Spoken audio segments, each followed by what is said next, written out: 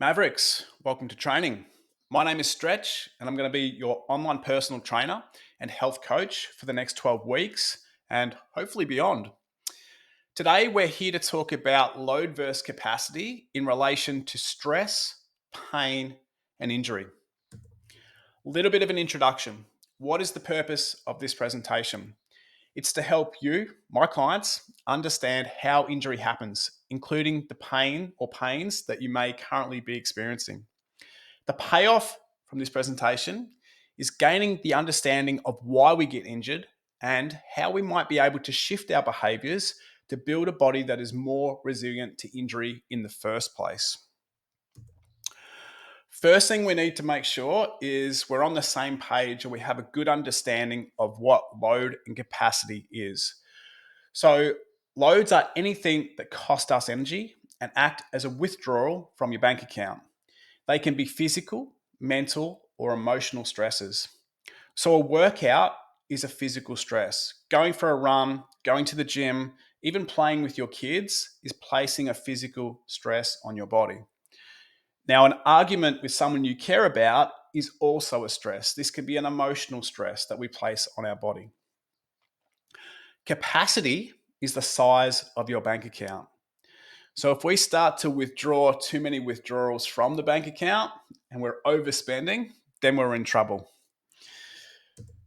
Alrighty, so now we're going to go through this presentation and we're going to talk a lot about this graph on the right-hand side. This is the load versus capacity graph. This white dotted line represents your capacity, which is the energy that your body has. If you cross over this line, then we have a problem. If you stay under this line, then hopefully everything's going to be sweet. Now, when we talk about injury, obviously dropping a hammer on your foot or stepping out in front of a bus is going to lead to an injury. And that's when the load that you placed on your body or the load that you dropped on your toe was greater than the capacity your body or your toe can handle. So you're going to get hurt there. But we're talking other types of injuries and pain. So we're talking about, okay, going to the gym or going for a run or playing with your kids and ending up getting hurt from that or pain or injury from that. Our bodies should be able to handle the day-to-day activities that we've got to do. And maybe it's simple jobs around the house that we've got to do. We want to be able to handle those capacities. And that's what this presentation is really all about. So the first thing we need to understand is all of us have these three boxes. They are anatomical dysfunction, recovery, and functional diagnosis. Okay. We're going to dive in and talk about each one of these boxes now. So anatomical dysfunction is any physical issue in your body structure that prevents it from working correctly. It could be something you were born with, like different shaped hip joints, or something that happens due to an injury, like a torn ligament or a broken bone. Now, these issues don't always cause problems in everyday life, but they can sometimes make it harder for your body to move or function how you'd like it to. For example, a minor joint misalignment might not hurt daily, but it could make certain activities more challenging over time. I broke my arm twice as a kid, my left arm. And for many years when I was training in the gym, any overhead pressing movements would cause me a little bit of pain or discomfort in the shoulder. It took me a few years to rehab that, and now it's sort of pain free. But I know that my left shoulder doesn't work or doesn't have the same strength as my right shoulder. I don't have any pain or discomfort there, but that's just one of these anatomical dysfunctions that I currently have, and I can work around it. Now, recovery. This second box represents a lot of things that are within our control. The big three things here are stress management, sleep, and nutrition.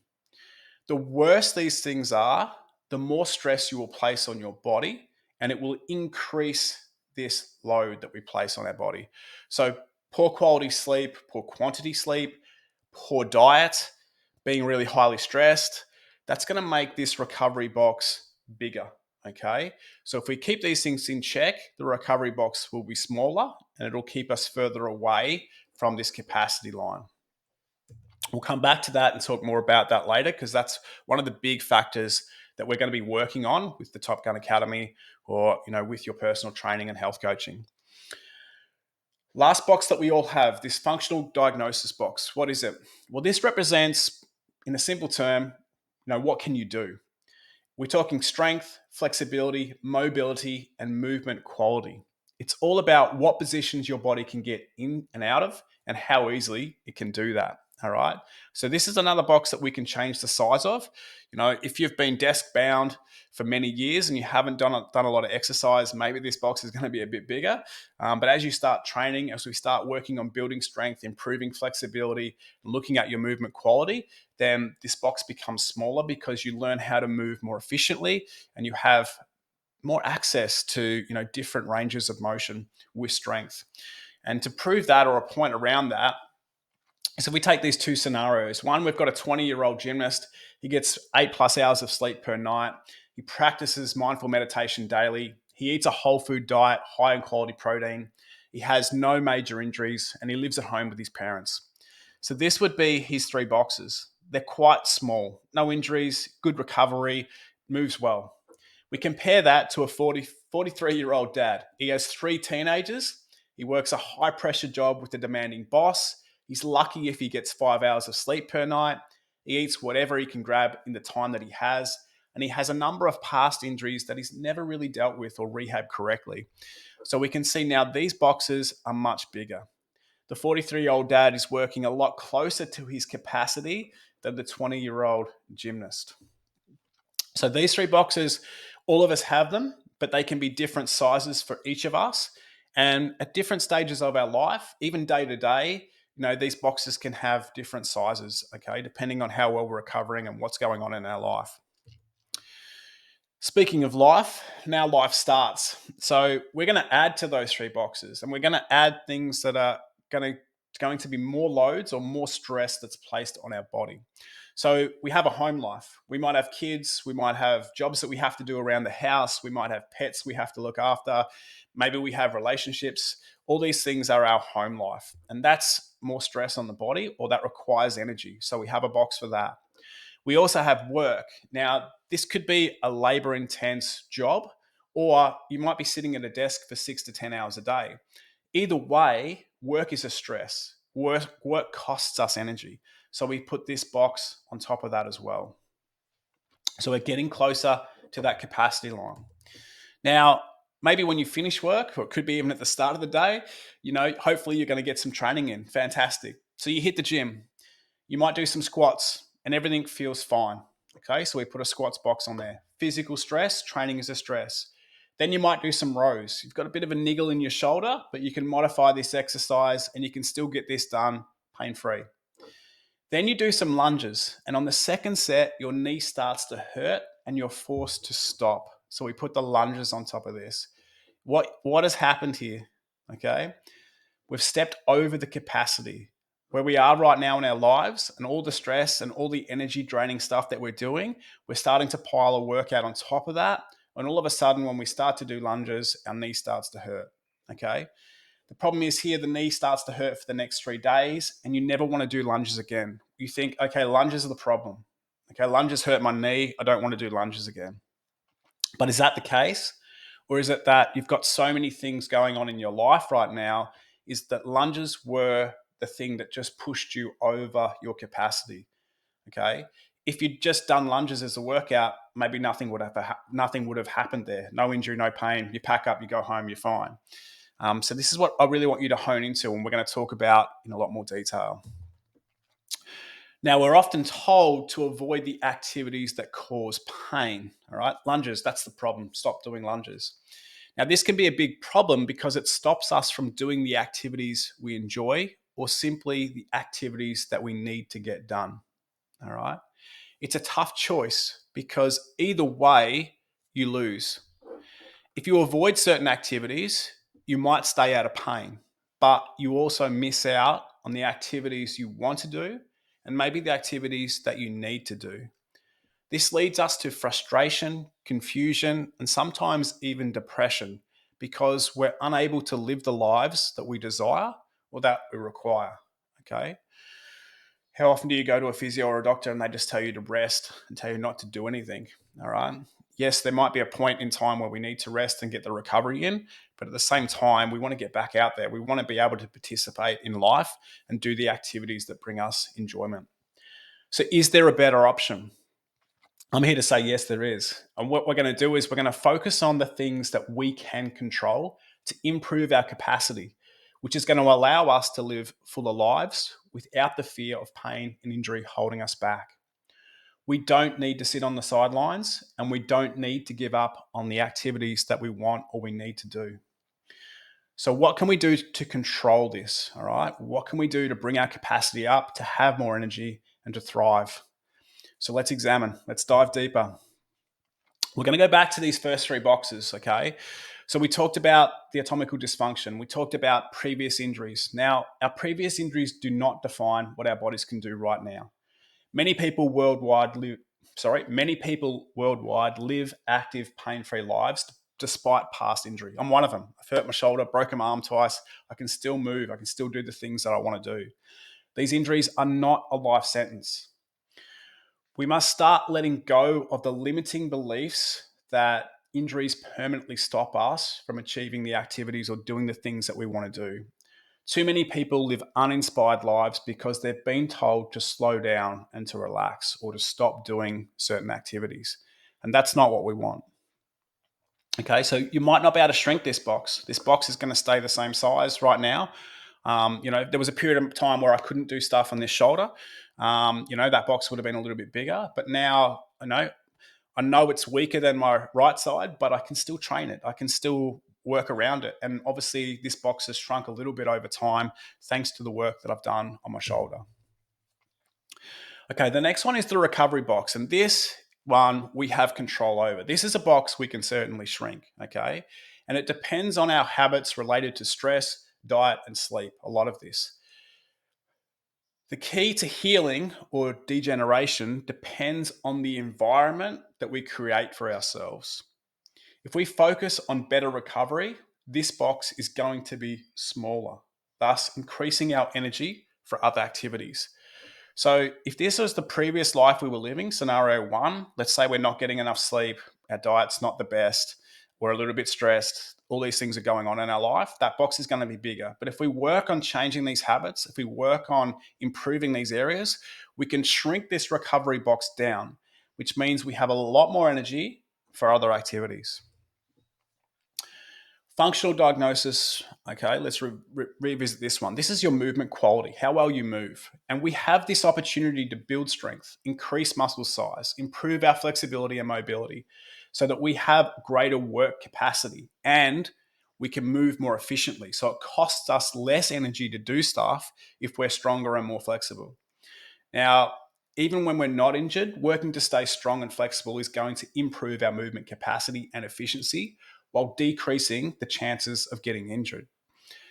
So, we're going to do this as part of your personal training. You're going to get a movement assessment at the start. We're going to look at that. And then obviously, we're going to design a tailored program around what you can and can't do and move you to becoming more functional. Okay. Better movement quality, better strength, better flexibility so that you can get through life more efficiently.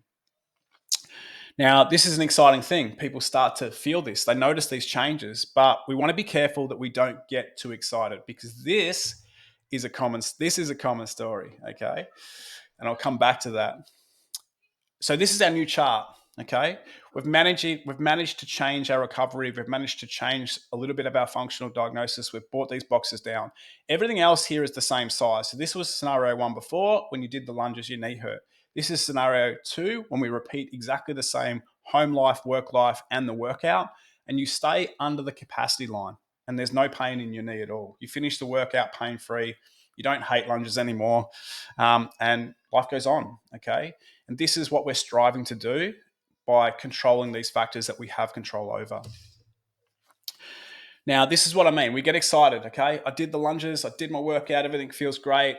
I'm so thrilled. So now I'm going to start adding more activities. I'm going to go hiking. I'm going to do yoga. I'm going to do martial arts. I'm going to go for a run. I'm going to do extra exercise classes. But these are physical stresses and they add up. We start to stack more and more stress on the body. And the thing is, you might be thinking, well, these activities never caused me a problem before. I could go for a run, I could do this exercise class, and I was fine. But hopefully now you start to see load versus capacity and how increasing your activity can lead to injury. So if you've done this workout and then you go for a run, okay, the run wasn't a problem, but then you go for a cycle, you've pushed yourself past this capacity line. All right. And that's something we need to be mindful of. Don't get too excited. Don't just start to think I can throw in more because more is better. All right. It's going to drain more energy and it's going to increase the chances of getting injured. Stress is another one. So we start to think about the stresses in our life: sleep, poor nutrition. We think about a stressful week at work. Maybe you've been working longer hours. Maybe there's a project, something happening right now, and there's just extra volume on you. Maybe you're sick and run down. That's a stress on your body. Maybe home life is more stressful right now. All of these things add up. They all require energy. And this can be the difference between pushing you past your capacity or not. So, in some weeks where work is really, really stressful, maybe going to the gym and doing that workout isn't going to be the smartest thing. Maybe it would be better to take a little bit of time off training, wait until stress comes down, and then get back to the gym. Or maybe it's a time where you really got to focus on your recovery.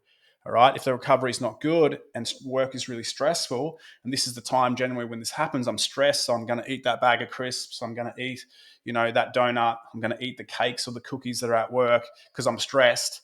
But all of this adds up, and this is the chance, or this increases the chance of that pain and injury. So it's something to be aware of. I'm also going to give you this, and I'm going to give you this as a little bit of a phrase or a little bit of a hook that's going to stick in your mind when you hear, and you've probably heard this saying before, you can't out-train a bad diet. And it's very, very true. So whenever you think of this, I want you to picture this graph, all right, in your mind, or I want you to picture load versus capacity.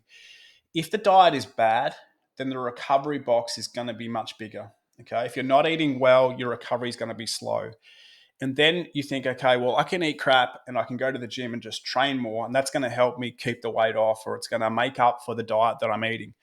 You do your squats, you do your rows, you do your lunges, your knee hurts, but you still go for a run. You want to pile on more because you know that you've been doing maybe not so great with your nutrition.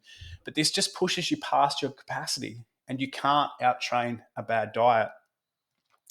When I used to own the gym, one of the common things I would often see is, as it was coming up to summer and people had all their summer holidays booked and they wanted to be in great shape for the summer, they would come to the gym and they would do more classes. I'm going to train harder. I'm going to do more and more training. So they would place that physical stress on their body because they wanted to look good. And then by the time they got to going on their holiday, they come back from the holiday. Oh, how was your holiday? Oh, I was crook in bed for the first few days. And chances are they pushed themselves beyond their capacity because they added too much training before they went away. And then the first few days they're on holiday, their body just needs to recover. So that's something to think about as well.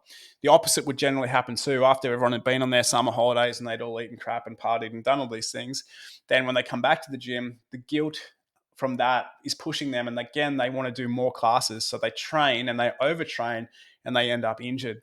So it's something to think about. And I want you to think about that. So our little hook, or our little reminder is, you can't out train a bad diet. And I want you to picture this graph. Okay. So we've talked about the recovery box. We've talked about, how we can shrink that recovery box, how we can shrink this functional diagnosis box. Home life, work life, yes, these are things that we might have a little bit of control over, but a lot of times, these things can be out of our control. So these boxes can go up and down, and we have to be aware of that. There's one more thing I want to talk about, and that's increasing your capacity. So this could be our old capacity line, and you could do all these activities, but if you did the cycling, you would push yourself past it. But we can also create a new capacity line. We can shift this line up. We can give our bodies the potential to have more energy, to do more activities. And this is what we pride ourselves on at Midlife Mavericks. It's about sustainable training. The longer you can go without an injury, the longer you can go in terms of your training and being consistent with your training, then there's this great chance to boost your capacity. This requires us to focus on eating well, getting enough sleep, doing all the right things, creating all the right behaviors that are going to, over time, give your body a boost, give your body more vitality and more energy to move that capacity line up. Okay. This doesn't happen overnight. This might not happen in months. It might not happen in years. But when we stick at it and we're consistent and we're aware of it, we know when to rest, we know when to train, we have this good understanding of load versus capacity, then in the big picture of things, this is what's happened.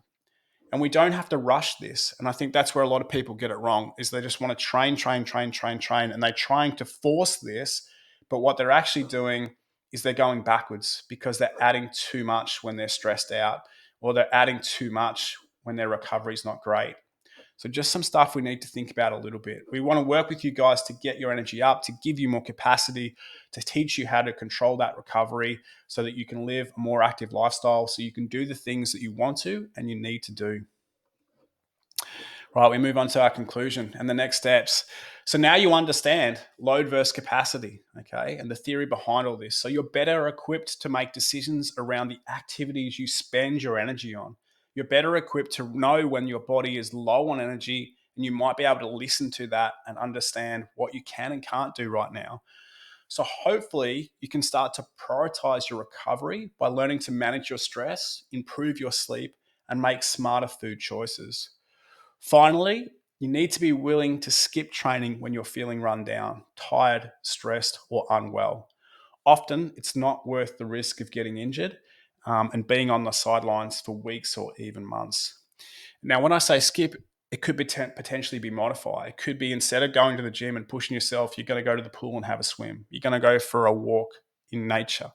We can still stay physically active, but we just might not want to push ourselves as hard. Or when you're sick, it might be the best thing you can do is to drink some bone broth, stay inside, have a good sleep, get the recovery going on. So as long as we're careful about how we manage these things, how we increase our activity, and we can focus on growth, and we can focus on gradual improvements, our capacity is going to start to increase. And over time, we're going to commit to that recovery so that we can enjoy more physical activities and more physical freedom, along with mental and emotional freedom as well, and the social benefits that come from that. So I hope you've enjoyed this load versus capacity presentation, and it's been helpful to you to get a greater understanding of why we get injured, and what we can do about it, really. So hopefully it's going to encourage you to create healthier and more sustainable habits that increase your capacity and vitality. So thanks for listening.